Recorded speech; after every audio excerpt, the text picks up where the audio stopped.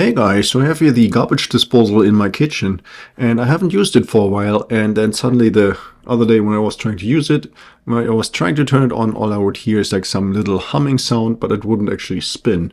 So now you can try to fix this by using like some object like a knife or screwdriver to go right into the sink and trying to turn it and to cut something loose that makes it stuck. But I really discourage you from doing that because that can be really dangerous, and there's a lot easier way to actually fix this from the bottom end here of our kitchen sink. So here I live in an apartment, and here the maintenance guy has been really forward thinking because he left here this hex key. And when we take a look right at the bottom of the garbage disposal, then you see right in the center, you see a little hole, and this hex key will fit right in there. So we're going to take a poke here, poke it in, and then we're going to twist this, turn this a couple of times back and forth, and that will break loose whatever makes the garbage disposal stuck.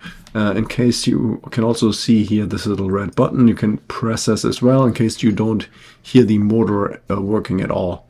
So now in my case, just spinning here the garbage disposal with the hex key already fixed everything, and now it's running properly again. Okay, so that was already it. Hope you found the video helpful, and if you have any more questions, leave a message below.